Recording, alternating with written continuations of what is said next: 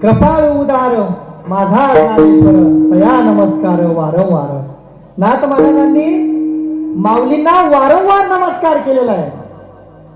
आपण म्हणतो ना साहेब नमस्कार, तेवढं काम करा बरं का आमचं, तेवढी जामीन झाली पाहिजे बरं साहेब आमची, तेवढं करा बरं साहेब एवढं. साहेब नमस्कार बरं. आम्हाला कोर्टात येऊन एखादा माणूस नमस्कार करून गेला की आम्हाला लक्ष देतं की ते नमस्कार केला म्हणजे त्याने त्याचं काहीतरी तिथं ते आहे, आणि आम्ही कोणाला नाही म्हणत नाही. डोंगरे साहेब आपलं कसं आहे, एका जणांनी मांडीले दुकान आहे आणि देतो मला विन सर्व वस्तू. मी म्हणतो असतो बाबा सगळ्याच चांगलं व्हावं, कोणाला छळ होऊ नये, कोणाचा आतोनात कोणाला त्रास होऊ नये. महाराज कोणाला त्रास नको, कोणाला छळ नको, कोणाला काय नाही. देव देतो बी काढून घेतो बी, म्हणून गर्वानं फुगू नका, टम फुगू नका, काही नका, कारण देणारा तोच आणि काढून घेणारा तोच आहे की नाही. त्यामुळं हे सगळ्या भवनाचा मालक येतो, 14 भुवनाचे मालक आहे माऊली आपल्या.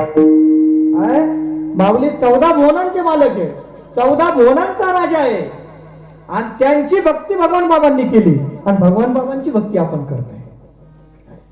किती भाग्यवान आहे आपण. 14 भुवनांचे मालक ज्ञानेश्वर माऊली. ज्ञानेश्वर माऊलींची जी काही ज्ञानेश्वर माऊलींच्या संदर्भानं स्तुती, त्यांच्या स्तुतीपर अभंग, त्यांचं गुणगान, त्यांचं कौतुक, त्यांच्या सगळ्या संतांनी केलं. सगळ्या संतांनी. तुकोबारायांनी तर प्रत्येक एकादशीला माऊलींच्या मंदिरात तुकोबारायांचं कीर्तन व्हायचं. एकदा तर असं झालं, एका धरणेकरांनी तिथं अनुष्ठान केलं माऊलींच्या समोर आणि माऊलींना सांगितलं की मला अनुग्रह मिळाला पाहिजे. तर माऊली म्हटले की तू काय कर, इथलं कोर्ट बंद झालंय, आता तुकोबारायांचं कोर्ट सुरू आहे, त्या कोर्टात जा म्हणे. आणि मग हे त्या कोर्टात गेले.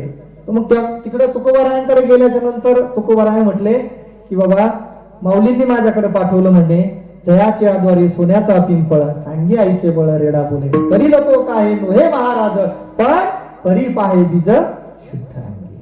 काय आपल्यामध्ये शुद्धता असली पाहिजे. शुद्धता असेल ना तर देव दुरी नाही आपल्याला. आणि जर आपण अशुद्ध राहिलो, आपण खूप भक्ती केली, गण गणतुळा लावला मोठा, गण गळ्यात तुळशीची माळ मोठी घातली आणि आपलं वर्तन सुधारलं नाही तर माऊलीला आवडेल का? ते नाही. भगवान बाबांना आवडेल का? तुकोबारायांना आवडेल का? नाही आवडणार. त्यांना आवडायच्या गोष्टी कोणत्या? आपण बाह्यांगाने तर आपण त्यांच्याशी शरण गेलंच पाहिजे, पण अंतरंगाने सुद्धा आपण त्यांच्याशी लीन झालं पाहिजे. आणि त्यांच्याशी लीन होण्यासाठी त्यांनी जी शिकवण दिलेली आहे ती शिकवण आपल्या आचरणात आली पाहिजे. कोणती शिकवण त्यांची? चांगलं बोललं पाहिजे, चांगलं राहिलं पाहिजे, कोणाचा द्वेष नाही केला पाहिजे, कोणाचा मतभेद नाही केला पाहिजे, सगळ्यांना सुख मिळावं, सगळ्यांना सुखी ठेवावं ही भावना आपल्या मनामध्ये असली पाहिजे. नाही तर आपल्या मनामध्ये जरी भावना नसेल तर देव आपल्यापासून लांब जातो, संत आपल्यापासून लांब जातात. संतांची शिकवणच ही आहे की सर्वानुभूती ईश्वर आहे, खरा तो एकची धर्म जगाला प्रेम आपा, प्रेमा विना भजन नाका विना मोती, अर्था विना पोथी वाचनी काय. आपल्याला प्रेमच जर नसेल, आपण बापावर प्रेम करत नसेल, आईवर प्रेम करत नसेल, परिवारावर प्रेम करत नसेल तर काय कामाचे. माऊलींनी ज्ञानेश्वरीत सांगितलं, सकल तीर्थाची धुरे जे का माता पितरे तये सेवेसी कीज शरीरे लोन की. सगळ्या तीर्थाच्या धुरा या आई बापाच्या चरणावर असतात आणि आई बापाचे चरण जर तुम्ही रोज स्पर्श केला, आई बापाचं दर्शन घेतलं तर कोणा तीर्थाला जायची गरज नाही. तुम्ही शरीराते न पिडावे तुम्ही केवी न वाचावे तीर्थासी गा, तुम्ही देवा ते भजाल देव तुम्हा तुष्टतील ऐसी परस्परे घडेल प्रीती जेथ. तुम्ही कोणा देवाला जाऊ नका, कोणा धर्माला जाऊ नका, घरात आई बाप आहेत त्यांची सेवा केली तरी सुद्धा तुम्हाला देव तुम्हाला पाहायला येईल. पंढरीचा पांडुरंग विठेवर उभा आहे, कोणासाठी उभा आहे? आपल्यासाठी का? भक्त पुंडलिकासाठी उभा होता. आणि भक्त पुंडलिक काय करत होता? आई बापाची सेवा करत होता. श्रावण बाळ आई बापाची सेवा करत होता. अरे भक्त पुंडलिकाने आई बापाची सेवा केली म्हणून तिथं परब्रह्म उभा केलं. कार्य पुण्या मातालासी उभे केले विठ्ठलासी ऐसा कैसा तुरे भीट मागे भिरकावली विठ युगे झाले 28 अजून कान भैंची वैस तुका म्हणे पुंडलिका ऐसा भाव नाही. असा भाव पाहिला नाही म्हणे. पाग सुद्धा पाहिलं नाही. आपण तर एखादा नेता आला की आज 4 तोलाकडे आणतो. बा इकडं बास इकडं अंका तिकडं देव तिकडं हे तिकडं रात पडलं तिकडं. अरे येतो जगाचा मालक सगळ्या ब्रह्मांडाचा मालक विठ्ठल भगवान ते आले ते म्हणले पुंडलिका सेवा थांबवा आलो भेटायला. ते म्हणले आपल्याला टाइम नाही. तुम्हाला टाइम असेल तर मागं थांबा. वीट घेतली मागं फेकली है ना. विटेवर उभा राहायला सांगितलं आणि बिचारा आईबापाची सेवा करत होता. म्हणून आपल्याला जर खरोखरच जर ज्ञानेश्वरी समजली असेल खरोखरच जर परमार्थ कळाला असेल तर आईबापाची सेवा करायला लागते. जे आईबापाची सेवा करते त्यांनी ज्ञानेश्वरी त्याला तो जगायला लागला असं समजेल. तुकोबारायांचा गाथा तो जगायला लागला. संतांचा विचार तो जगायला लागला. आणि ज्यांना आईबापाची सेवा नाही केली बाबा हो तुमच्याकडे गाड्या येत्या घड्या येत्या प्रॉपर्टी येईल सगळं येईल पण तुम्हाला सुख नावाची चीज भेटणार नाही. आईबापाचा तळतळाट आणि आईबापाची हाय हाय ज्यानं घेतली तो माणूस आयुष्यात कधीच सुखी होत. म्हणून आईबापाला सुखी ठेवा. त्यांचे आशीर्वाद घ्या. माऊलींनी ज्ञानेश्वरीत सांगितलं होतं सकल तीर्थाचे धुरे जे का माता पितरे तये सेवे सिद्धीद शरीरे लोन. आपण तुम्हाला सांगतो मी काही वेळेस असं म्हणतात की घरात हे वयोवृद्ध झालेली माणसं आहे माणसं ते माणसं अरे बाबांनो त्यांच्या आयुष्यातले अनुभव असतात. त्या आयुष्याच्या अनुभवाचा फायदा आपल्याला जीवन जगण्यासाठी घेतलेला असतो. अनेक पावसाळे उन्हाळे त्यांनी पाहिलेले असते आणि म्हणून त्यांच्या अनुभवाचा फायदा घेऊन आपल्याला पुढचं जीवन जगायचं असतं. माऊलींनी ज्ञानेश्वरीमध्ये सांगत असताना सगळ्यात महत्वाचा जो भाग आहे की नाथ महाराजांनी काय सांगितलं की कृपाळ उदार माझा ज्ञानेश्वर तया नमस्कार वारंवार. एकदा म्हटले का ते वारंवार म्हटले. वारंवार नमस्कार केला. आपण वारंवार नमस्कार केला की त्या आपल्याला त्या माणसाला आपलं ऐकावंच लागतं. नाही अरे यार माणूस 10 वेळेस आला आपल्याकडे नमस्कार करायला 15 वेळेस आला आपल्याकडे नमस्कार करायला एकदा केला शिखे पण वारंवार नमस्कार केला किती केला सतत नेहमी न पाहे याती कुळाचा विचार भक्त करुणा कर ज्ञानाबाई. माऊलींनी कोणत्या कुळाचा कोणत्या धर्माचा कोणत्या जातीचा कोणत्या पंथाचा काहीच विचार केला नाही. येथे जाती कुळाप्रमाण हे आघवेची का कारण येथे अर्जुना माझे पण सार्थकायचं. जिथं भक्ती असते जिथं प्रेम असतं तिथं कोणतीही जात नसते. ज्ञानेश्वरीमध्ये माऊलींनी सांगितलेलं आहे. म्हणून कोणी कोणत्याही जातीचा असो कोणत्याही धर्माचा असो कोणत्याही पंथाचा असो कोणीही असो पण हे सगळे ईश्वराची लेकरं आहेत. एका शरीराचे अवयव जसे असतात तसं ही सगळे त्याची लेकरं आहेत ना. त्याने जन्माला घातलेला आहे. मला तुम्ही सांगा अमेरिकेतला भूभाग भारतातला भूभाग जपानचा भूभाग चीनचा भूभाग किंवा इतर कोणत्याही देशातले भूभाग घ्या. हे काय त्या माणसाने निर्माण केलेले आहे का हो. तिथल्या ही पृथ्वी परमेश्वराने निर्माण केली. हे ब्रह्मांड त्याने निर्माण केलं.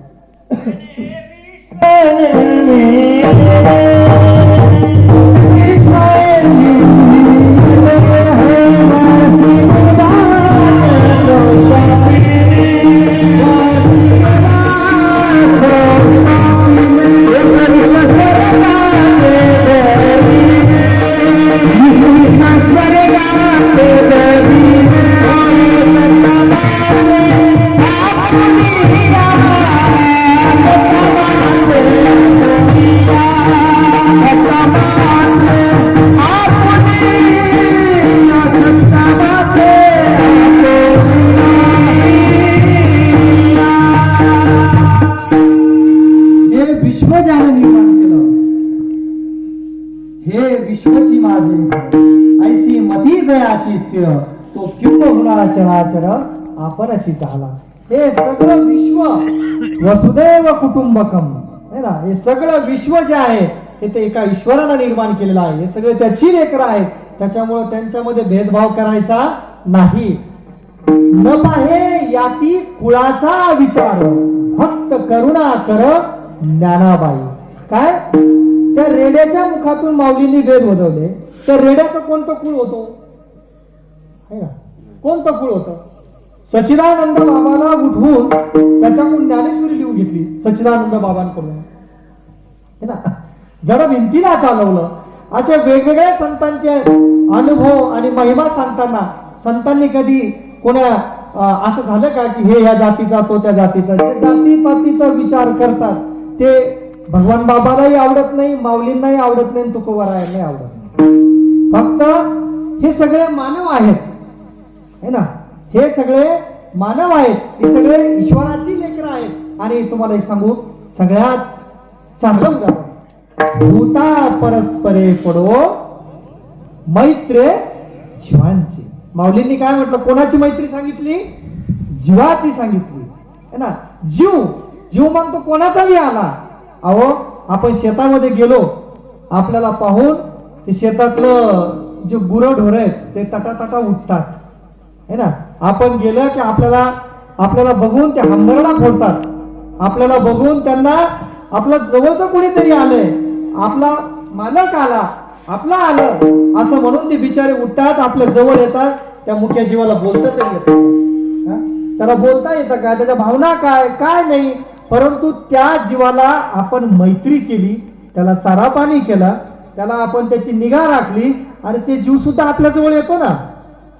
म्हणजे तुळस, जे संतांनी सांगितलं की तुळस डोक्यावर घेतली, पिंपळ आहे, वृक्षवली आम्हा सोयरे वनचरी, पक्षही सुस्वरे. हे सगळं विश्व जे आहे हेच माऊली आहे. हे सगळं विश्व आहे, हेच पांडुरंगे, हेच विठ्ठल आहे. आपण इकडे झाडं कापतो, है ना, आणि म्हणतो की देव कस काय कोपला आपल्यावर. आणि झाडं कापल्यावर पाऊस कसा पडत? नाही पडणार ना. आपण झाडं लावले पाहिजे, निसर्गाचं संरक्षण केलं पाहिजे, निसर्गाचं सौंदर्य जपलं पाहिजे. नाही तर काय होतं, आपण बांधव कोरीतच राहतो, मग ते पाणी अडत नाही. देव म्हणतो त्याची जिरलीच पाहिजे, तो म्हणतो याची जिरलीच पाहिजे. त्या दोघांच्या जिरण्यामध्ये ते पाणी ते बांध फोडण्यावरून भांडते, एवढ्या मारामाऱ्या करते. तुम्हाला काय सांगा, अरे तुम्ही मारामाऱ्या केल्या ना, तिकडं आमच्या कोर्टामध्ये एक इकून वकील असतो, एक टिकून असतो. आम्ही सगळे एकमेकाचे दोस्त असतो. ते काय म्हणतो घी तारीख वाढून, ते म्हणतो घी तारीख वाढून, ते म्हणते लय भांडते, लय हाणते एकमेकाला. जाऊ द्या ना. अरे तुम्ही तुमचे लेकरा बाळाला चिवडा खाऊ आणायचे पैसे तुम्ही इकडे भांडणामध्ये घालता, कशाला करता रे भांडणं? नका करू. भांडणं केल्यानं तुमचा उद्धार होणार नाही, तुमचे पैसे जाते, तुमचं तारुण्य तिथं कोर्टात हेलपाट्या मारण्यात जातं. आणि पुन्हा तुम्हाला सांगतो डोक्यावर टांगती तलवार राहते, सजा येते काय काही होतं काय नामकं येते काय तमके. त्याच्यासाठी करूच नका ना भांडणं, है ना. सगळ्याला हात जोडा. एखादा म्हणला ना मी मोठा, आपण म्हणायचा तू मोठा, तुझा बाप मोठा, तुझी माय मोठी, तुझी सगळी खानदान मोठी म्हणा. बाबा मी लहान बापाचा, आपलं लहान बापाचं वाट इकडून जा, काय फरक पडतो? काय तुकोबाराया म्हणतात, क्षमा शस्त्र दया नराची हाती, दुष्टतया प्रती काय करी, तृण नाही तेथे पडिला दावागणे, जाय तो विझोनी आपसया. तुका म्हणे क्षमा सर्वांचे सोहित, धरा अखंडित सुखरूप. माय माऊल्यांनो माफ करायला शिका. काय करायचं? माफ करायचं. एखाद्या वेळेस सून जरी खालीवर बोलली तर तिला एकदाच ऐकून घ्यायचं, दोनदा ऐकून घ्यायचं, तीनदा ऐकून घ्यायचं.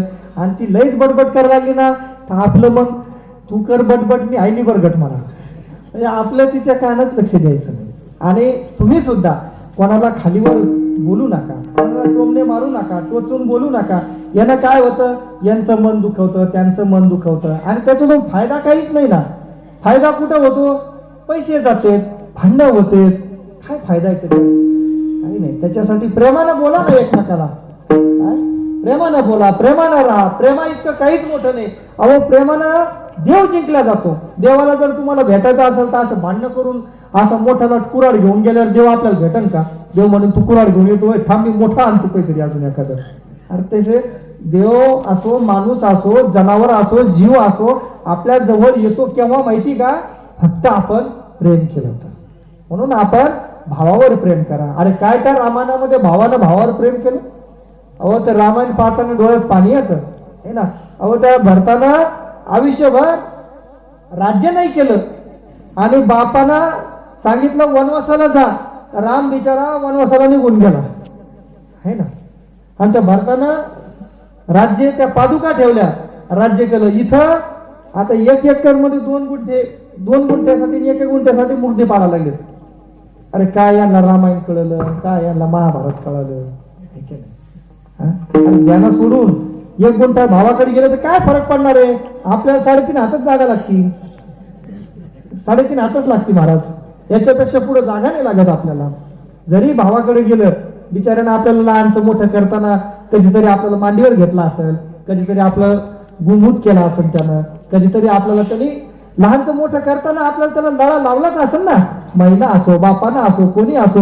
मग आपल्याला जेव्हा दुनिया कळायला लागली, दुनिया कळायला लागल्यानंतर काय आपण काय मग या घरादारासाठी आणि जमीन जुमल्यासाठी का खुनं करणार का, मारामाऱ्या करणार का. अरे करू नका बाबांनो.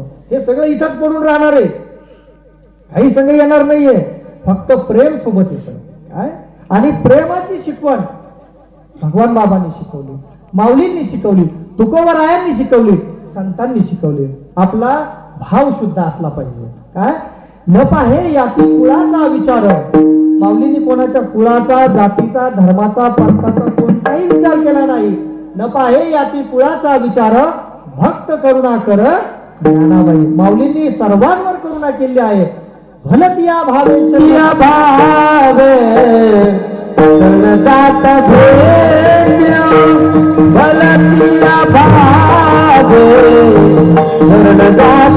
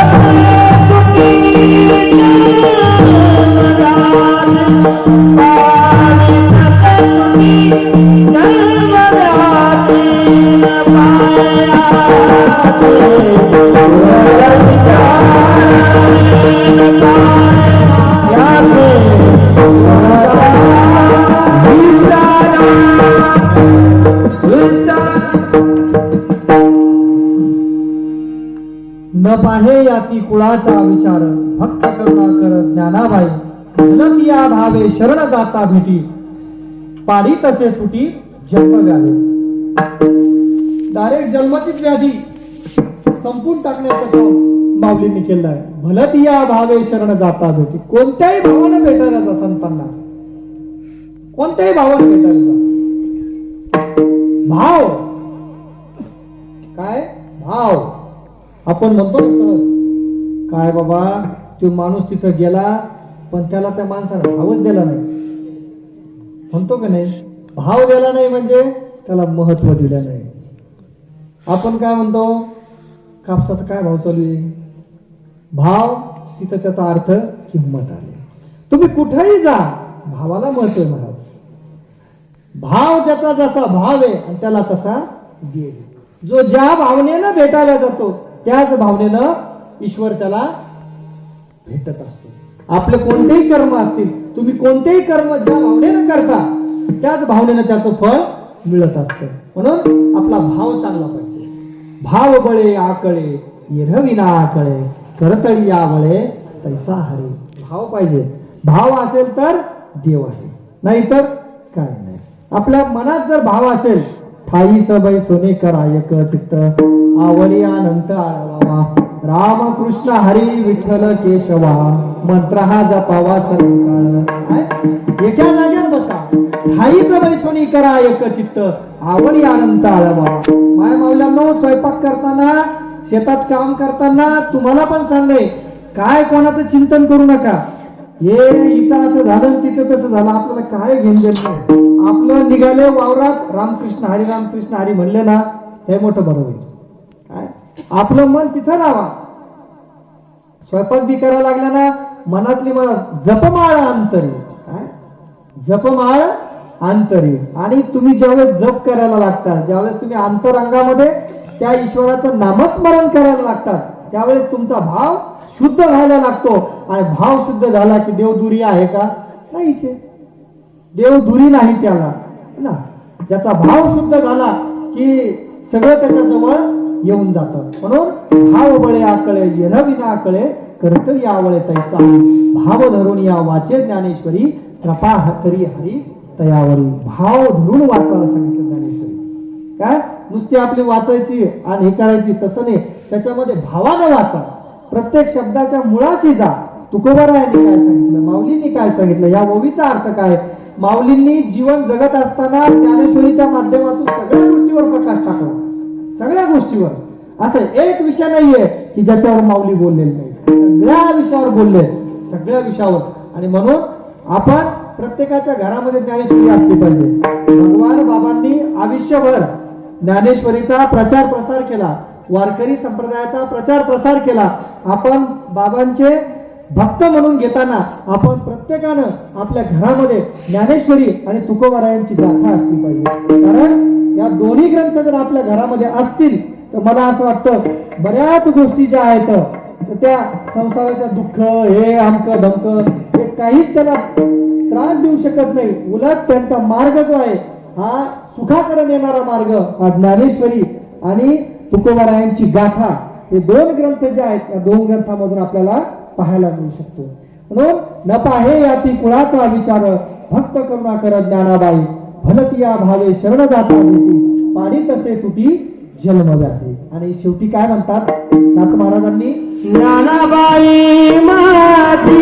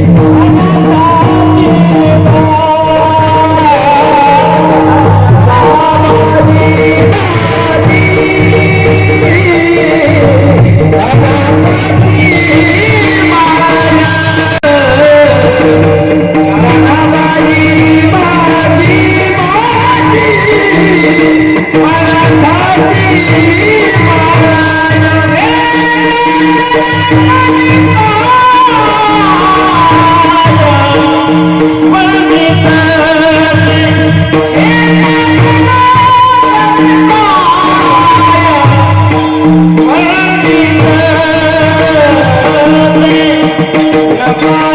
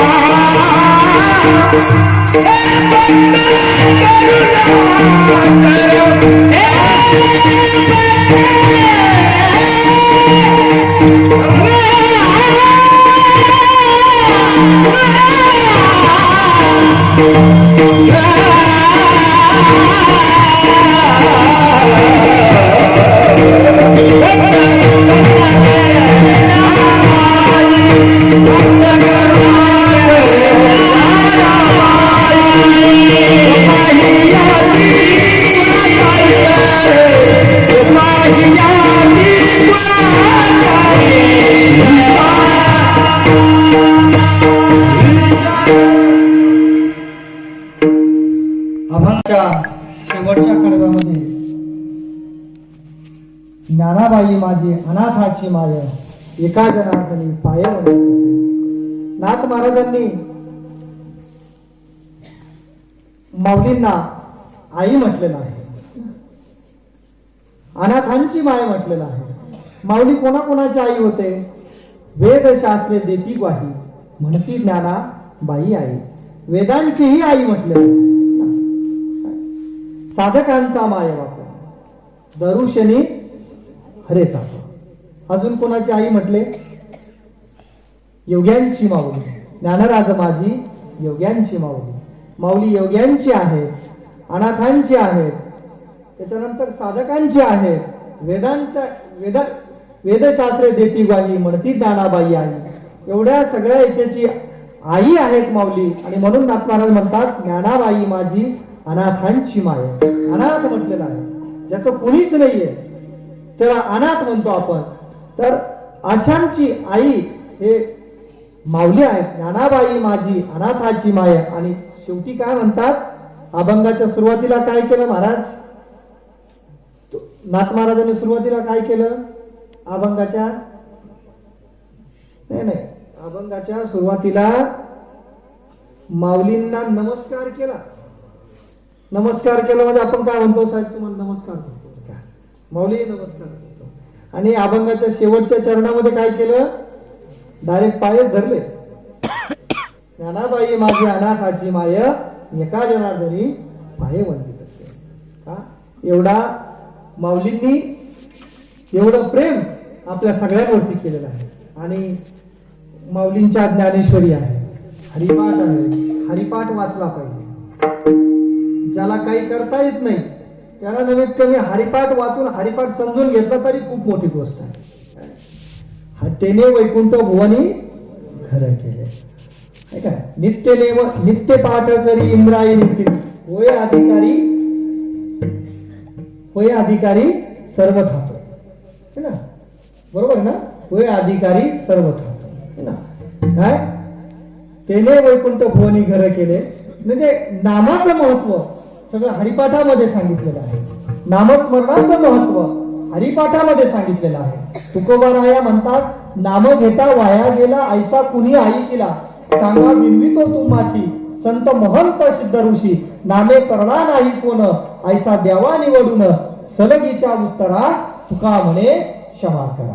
काय की नामस्मरणाला सांगितलेलं आहे. नामस्मरण मग रामकृष्ण हरी असेल, रामकृष्ण हरी विठ्ठल केशवा मंत्र हा जपावा सर्व काळ, शिव हळा हळे पापला तो या नामे शीतळ झाला. आणि ते नाम कोणतं सांगितलं असेल, रामकृष्ण हरी. आणि म्हणून आपण सगळ्यांनी चांगलं जीवन जगा. भगवान बाबांच्या पुण्यतिथीच्या निमित्तानं आपण भगवान बाबांना वंदन करताना, भगवान बाबांचा काय करताना आपण एवढंच सांगू की तुम्ही जो सांगितलेला मार्ग आहे, ज्याच्यासाठी तुम्ही आयुष्यभर झटला ना, तो जो सांगितलेला मार्ग आहे की व्यसन कोणी करणार नाही, गळ्यात माळ घालतील, हरिपाठ वाचतील, ज्ञानेश्वरी वाचतील, तुकोबारायांची गाथा वाचतील, कोणासोबत द्वेष करणार नाही, कोणासोबत भांडण करणार नाही, सगळ्यांबद्दल चांगला भाव ठेवतील. असे जर वर्तनाने आपण पुढे गेलो तर हेच बाबांना आवडेल. बाकीच्या गोष्टी ज्या आहेत, वाईट गोष्टी कोणत्याही करू नका, शरीराला अपाय करणाऱ्या गोष्टी कोणत्याही करू नका. माणसाचा जन्म एकदाच मिळतो, पुन्हा जन्म भेटतो का नाही भेटतो हे आपल्याला काही माहित नाही, है ना? जन्म घेणे लागे वासन याच्या संगे, त्याची अंगी झाले हरिरूप, है ना? जन्मला देह पोशिला सुखाचा, काय भरवसा याचा आहे. अरे एकलेची यावे एकलेची जावे, ह्याची अनुभवावे आपणची. सखे सोये रे हे अवघे संपत्तीचे, अंतकाळी होती पाठी मोहरे. सोखा म्हणे देहाचा नाही भरवसा, आणि शरणाचा सर्वेचा विठ्ठलासी. संत चोखा वेळा म्हणतात या शरीराचा भरोसा नाहीये. काय कधी आपली बत्ती गुल होईल हे सांगता येत नाही. आणि आता तर कोरोनाचा काळ आहे, कोरोनाच्या काळामध्ये ते कोरोना इतका म्हणजे सगळीकडे थैमान घातलेलं त्या कोरोनानं. अशा परिस्थितीमध्ये आपण आपल्या जीवाची काळजी घेतली पाहिजे. मास्क लावा, दूर अंतर ठेवा, कोरोनाचं आपल्या जीवाला जपा. तुमचा जीव जपला तर 2 दिवस सुखानं पाहताल, आणि जर नाही जपला तर कोणी मौतीला येणार नाही. कारण तुम्ही पाहिलं तिकडं कशा लोकांची मौती झाल्या होत्या. अरे बाबा कोरोना झाला म्हणून कोणाला माहीत झालं तर गावात सुद्धा डेड बॉड्या येऊ दिल्या नाही, गावात सुद्धा प्रेत येऊ दिले नाही लोकांनी. तिकडच आता ज्याच्यासाठी आपण रडतो है ना, खस्ता खातो, ते म्हणले ते तिकडे जाऊ दे म्हणते. नगरपालिकेच्या लोकांना महानगरपालिकेच्या लोकांनी करून टाकलं, त्याचा अंत्यविधी तिकडच केला, सगळ्या गोष्टी तिकडच केल्या. आणि मग हे करायचं कोणासाठी, कोणासाठी करायचंय सगळं? कोण येणार आहे तुमच्यासाठी? अरे कोणी येणार नाहीये. म्हणून आहे तोपर्यंत चांगले जगा, परमेश्वरासाठी जगा, ईश्वरासाठी जगा, आणि आपल्यापासून कोणाला त्रास होऊ नका. जर आपण दुसऱ्याला त्रास दिला तर ते चांगलं नसतं. भारतीय दंड संहितेमध्ये त्याला वेगवेगळ्या शिक्षा दिलेल्या आहेत. म्हणून आपण चांगलं राहायचं. आणि संतांनी सुद्धा सांगितलं, कोण्याही जीवाचा न घडो मत्सर, वर्म सर्वेश्वर पूजनाचे. अरे कोणाचाच द्वेष करू नका, कोणाला पुण्य ते परोपकार आणि पाप ते परपीडा, है ना? सगळं तुकोबारायांची गाथा आणि माऊलींची ज्ञानेश्वरी आणि हे आपले जे कायदे पाहिले ना, हे सगळे इकडे इकडे इकडे इकडे ते सगळे सारखेच आहेत. डोंगरे साहेब बरोबर आहे का? ते वकील आहेत ते आमचे डोंगरे साहेब आणले ते बी. हे आमचे ठाकूर साहेब जिम चालवतात, पण बिचारे कधी कीर्तनाला चला म्हटलं तर कधी नाही म्हणत नाही. बिचारे लगे लेकरा बाळाला असे तटा तटा म्हणतात, थांबा तुम्ही नसत बायकोला म्हणतात थांब आता स्वयंपाक करू नको, आज मी कोले साहेबासोबत चाललो तिथं जेवण खावण करून येणार आहे कीर्तनाला तिकडं. त्यांना म्हणलं आळंदीला चला आपल्याला उद्या सकाळी की लगेच आंघोळ कपडे गिपडे घालून झट लगे. आज ते नेहरू नाही घातला, नाही तर नेहरू गिरू शेवंती घालून रेडी असतात लगे त्या आळंदीत जायला. म्हणजे आपल्याला करायचं ना तर परमार्थ मनापासून करायचं, काही येत नाही सगळं. चलता चलता माणसाची गाडी कुठं काय बत्ती गुल होईल सांगता येत नाही, भरोसा नाही. उद्याचा दिवस उघडेल म्हणून सांगता येत नाही. काही काही लोक असे असते, काय वर्णन करावं महाराज, कीर्तन 5 मिनिटात संपणार आहे आता झालेलं आहे. काय वर्णन करतात काही काही लोक, आयुष्यभर दुसऱ्याचं वाईट करतात आणि मग नंतर मेल्यानंतर त्यावेळेस त्यांचं ते प्रेत पडलेलं असतं तर ती बाई रडती आणि बाई रडताना अशी म्हणते की कोणी बंड्या नाही ना, कोणी नाही ना, तुमच्या गावातला बंड्या सोडून बरं का. ते बंड्याचा बाप इतका चांगला होते, काय सांगा म्हणे बाई.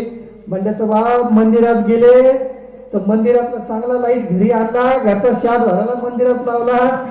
बंड्याच्या बापानी बेंदाड पलीकडे सरकू सरकू अंगणवाडीला, म्हणजे बेंदाड कळतं ना तुम्हाला, बेंदाड ते बेंदाड म्हणजे नाली पलीकडे सरकू सरकू अंगणवाडीला.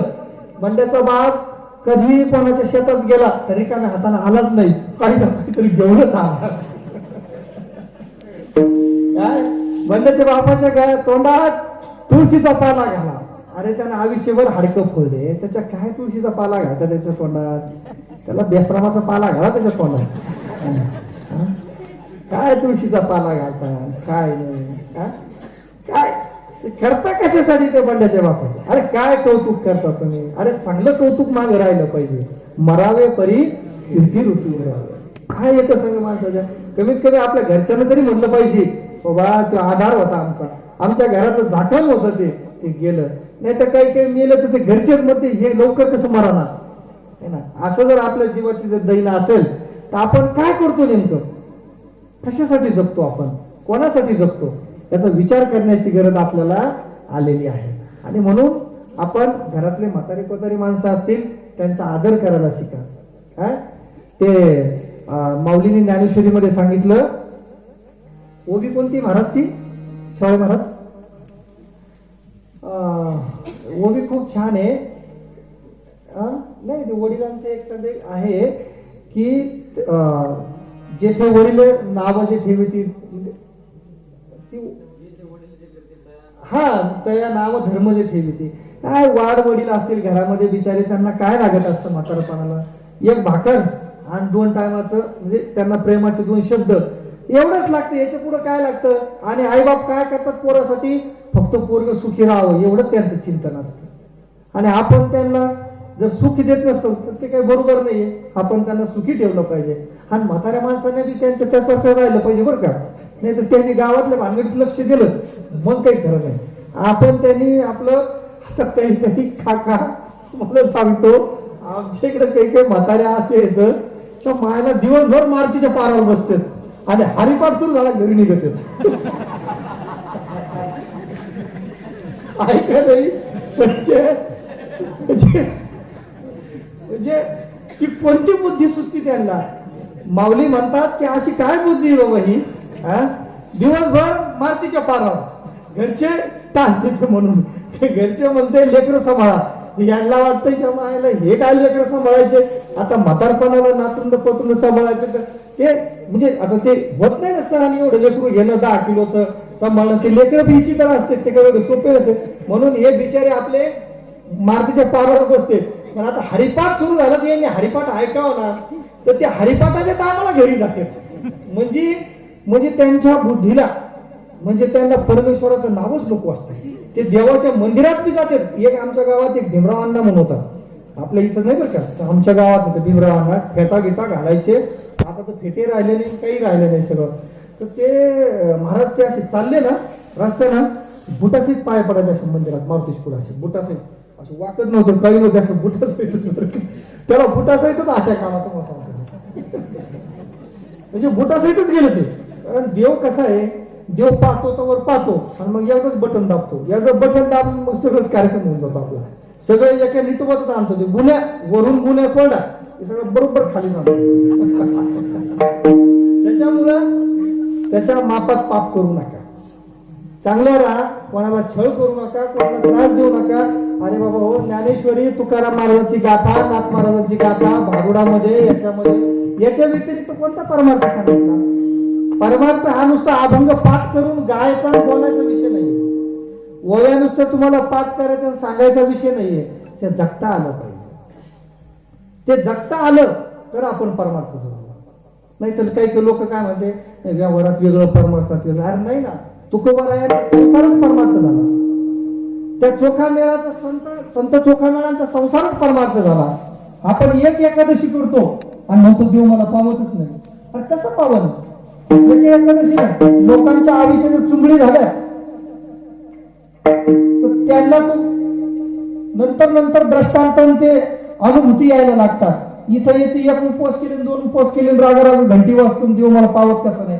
अरे कसं पावन बाबा? तो भांडा आतून जास्त घासावं लागतं. बाहेरून किती का असा ना, बाहेरून गाडगं असेल, भांडा असेल, तुम्ही आतून जास्त घासता का बाहेरून घासता असतं? आतून जास्त घासता. नाही तर आतून जर घासलं नाही व्यवस्थित तर ते नासून जातं. दूध असेल किंवा दूध कोणतंही काही असेल तर त्याचं चांगलं नसतं ते. आणि म्हणून आपलं जे काही आहे हे मंदिर आहे, हे मंदिर आहे, त्या मंदिराला आतून चांगलं घासायचं असेल तर हे चांगलं घासण्यासाठी सद्विचार पाहिजे, विवेक पाहिजे. विवेक दीप उजळी. काय? विवेक दीप उजळी. विवेकाशिवाय दुसरं कोणतं आहे का? काही नाही. देवाजवळ गेले ना तर त्याला म्हणायचं, देवा सद्बुद्धी दी, भक्ती दी, ज्ञान दी, वैराग्य दी. एवढं जर मागायला लागले ना तर आपोआप आपल्याला जीवनाचं सुखी ठेवायला प्रयत्न करत राहतो. आणि जर हे जर केलं नाही आपण तर आपल्या भक्तीला काही अर्थ राहणार नाही. म्हणून चांगलं राहा, चांगलं वागा. रामायण, महाभारत हे सगळे अनुभव आपल्या जीवनात जर आले तर त्याच्यातून प्रसंगातून पुढे जायला शिका. त्याच्यातून कोणी नाव ठेवलं तर लगेच आपल्या टाळ फेकून द्यायला चालला घरी. तसं नाही करायचं. येईल येता भगवान बाबा आहे, माऊली आहे, तुकोबाराया आहे, नाथ महाराज आहेत. अहो किती छळलं यांना, किती छळलं. आणि त्यांचा काय दोष होता? एकच होतं की बुडत आहे जन न देखावे डोळा, म्हणूनही कळवळा येत असे. या जगाच्या उद्धारासाठी ते कष्ट करत होते, जगाच्या कल्याणासाठी ते कष्ट करत होते. आणि काही लोकांना पाहत नव्हतं. त्यांची वंशावळ आज पण आहे की नाही? त्या वंशावळी की जाणार नाही येते, जाऊ शकत नाही. नाथ महाराजांच्या अंगावर 108 वेळा फुटला तो माणूस. तर नाथ महाराज काय म्हणले त्याला? चल म्हणे, तुला ते पान खाऊ तुझं तोंड सोडलं असेल म्हणे, तुला घरी चल म्हणे, मध देतो म्हणे खायला, है ना. आणि आपला एखादा असला ते म्हणे, अरे माझ्या अंगात थुकतोय, लगेच इथून काठी घेऊन गेला असता. हो, संतत्व येण्यासाठी या सगळ्या गोष्टी किती मोठे होते. ते त्यांच्या पथापासून, त्यांच्या मार्गापासून ते दूर गेले का? नाही गेले. आपल्याला किती अडथळे येऊ द्या. आणि सगळ्यात एक शेवटी सांगायचं, परमेश्वरावरची श्रद्धा अजिबात ढळू देऊ नका. इथं जरी तलवार लागली, मानेवर जरी तलवार आली तरी घाबरू नका. परमेश्वरावरची श्रद्धा अजिबात ढळू देऊ नका. कारण तो इतका दयाळू आहे, इतका प्रेमळ आहे की आपल्याला फुलासारखं जगतो. जसं आईच्या पोटात बाळ आहे आणि ते बाळाचं राखण जसं सुरुवातीला आई करते, तसंच ज्ञानेश्वर माऊलींनी ज्ञानेश्वरीमध्ये सांगितलं की माझ्या भक्ताचं रक्षण मी करतो. माझ्या भक्ता आणि संसाराची चिंता, काय समर्थाची कांता कोरांना मागे. माझ्या भक्ताला चिंता करण्याची गरजच नाही. योगक्षम वहामेहम, त्याचं सगळं मी करतो म्हणे, त्याचं सर्वस्व मी करतो. आमच्यासारख्यांचा अनुभव सांगतो. माझे आई वडील शेतकरी गावाकडून, आमच्याकडे 1 गुंठा जमीन नाहीये, 3 गुंठे जमीन आहे. त्याच्यात ज्ञानेश्वर माऊलीचं मंदिर आहे. गावात माझ्या इतकं श्रीमंत दुसरा कोणीच नाही. कारण तुमच्याकडे 50 एकर बी असतील, काही असेल, करतो काय? आणि माझ्याकडे 3च गुंठे, पण त्याच्यात माझ्या माऊलीचं मंदिर आहे. आमच्या आई वडील शेतकरी असताना आज जिल्ह्याचा मुख्य सरकारी वकील झालो. सगळ्या जिल्ह्याचे पोलीस येऊन सलूट आणतात. डोंगरे साहेब बरोबर आहे ना? अरे देव कोणी आहे? माऊलीने दिलं ना, त्यांनी दिलं ना. हे नाही तर आमचे शेतकऱ्याचे पोरं, आम्हाला कोण वकील म्हणलं तर ते काय, इकडे देशपांडे, तिकडे जोशी, इकडे कुलकर्णी, इकडे भांडत बसतात. आमच्या बापाच्या ना कधी कोणी माहित नव्हतं. कारण आणलं ना त्यांनी आपल्याला याच्यात, आणून सन्मान केला ना भक्ताचा, आपल्याला एवढ्या उच्च पदावर बसवलं ना.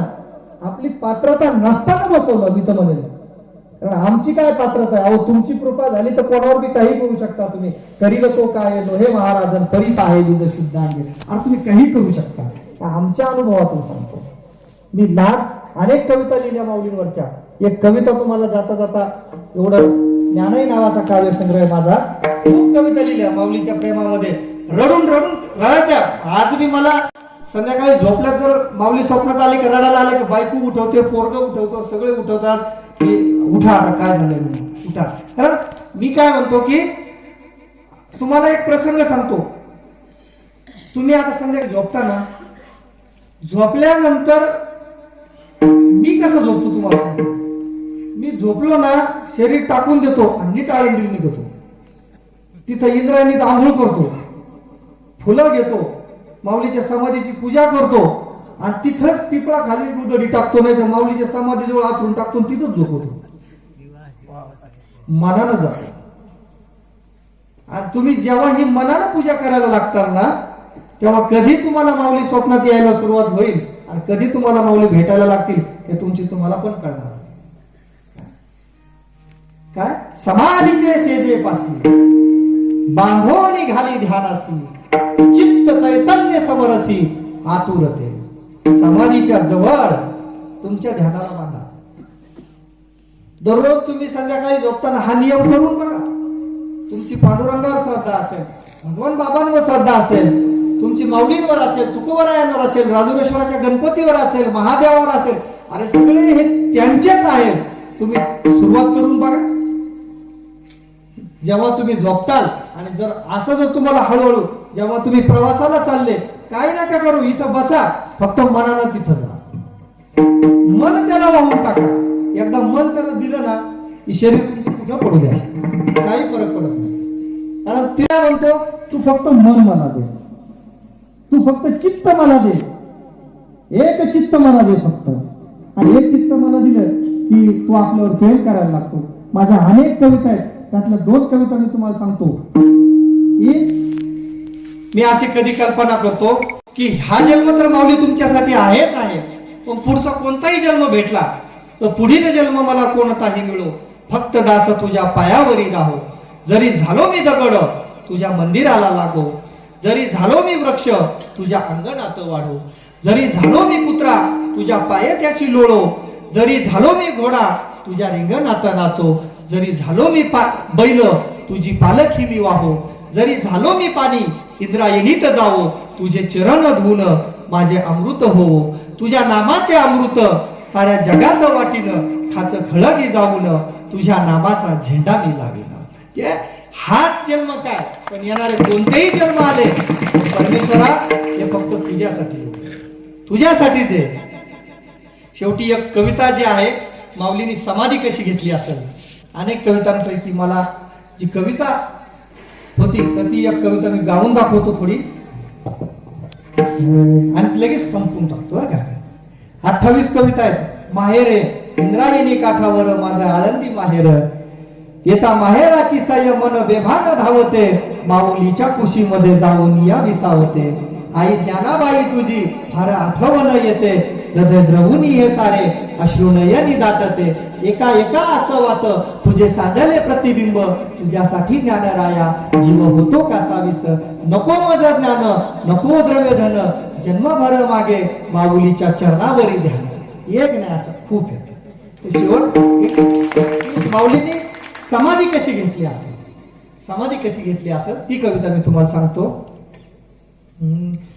इंद्रायणी काठी समाधी सोहळा, समाधी सोहळा ज्ञानेशाचा. इंद्रायणी काठी समाधी सोहळा. माऊली काय म्हणतात, बोले ज्ञानराज गुरु निवृत्तीला, कृष्ण वासरीचा स्वर कानी आला. बोलावणे आले दादा वैकुंठ नायका, इंद्रायणी काठी समाधी सोहळा. कार्य आता संपले काया नामातळे मन माझे गुंतले आज्ञा द्यावी दादा आता समाधीसी जावे इंद्रायणी काठी समाधी सोहळा. इंद्रायणीमध्ये काय घडलं, आळंदीत काय घडलं?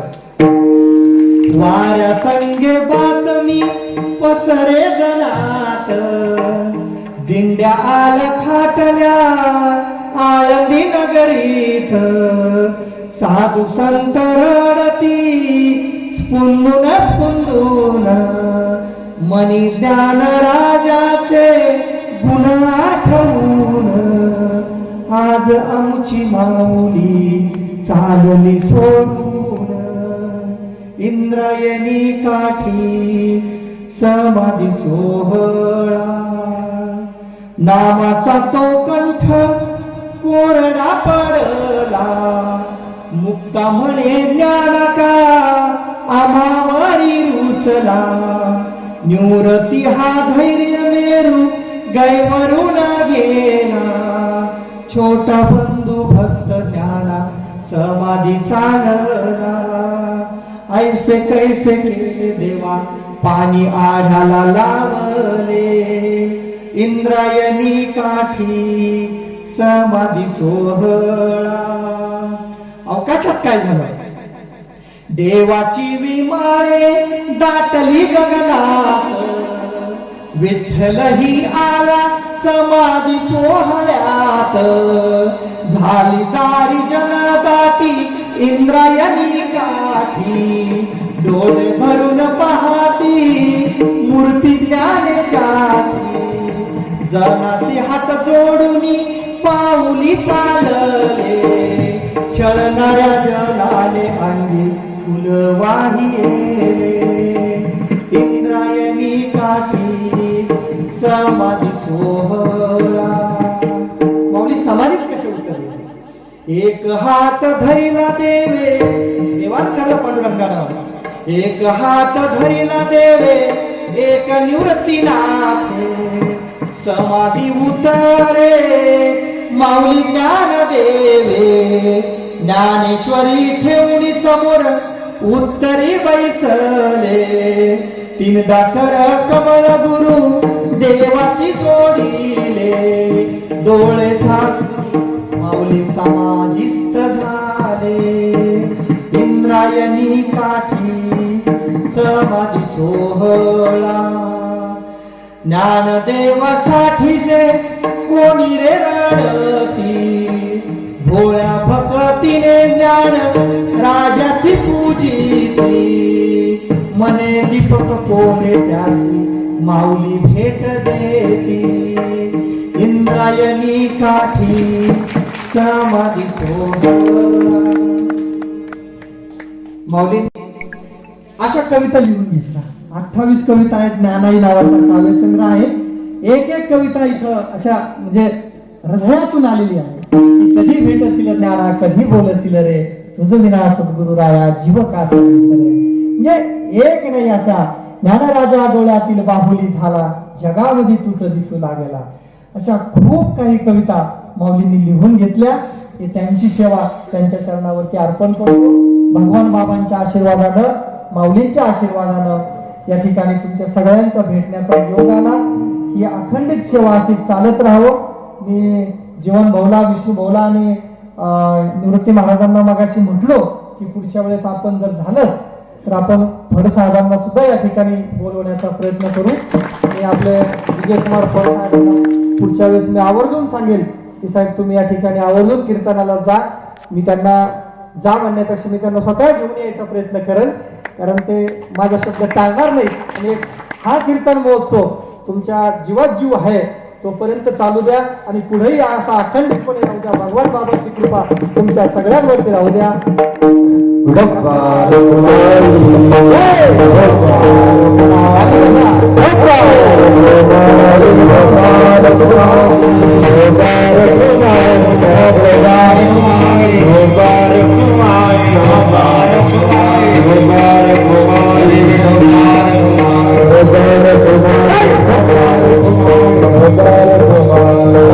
Hare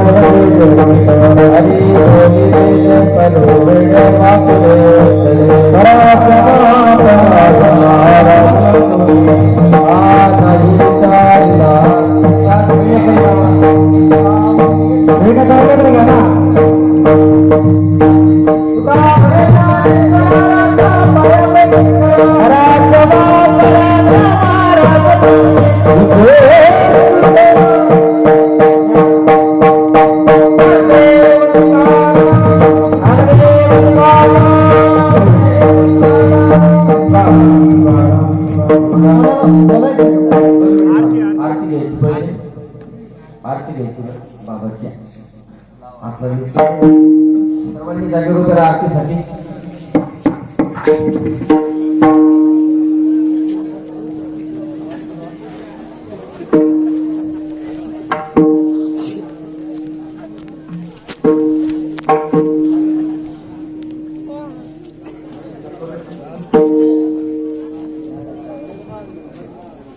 घ्या आरती लावून का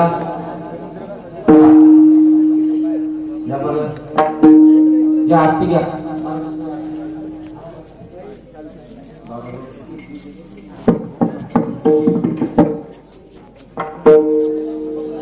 हा मग आरती भगवान बाबा वैराग्य मूर्ती दिसे शांतीची शोभा. आरती भगवान बाबा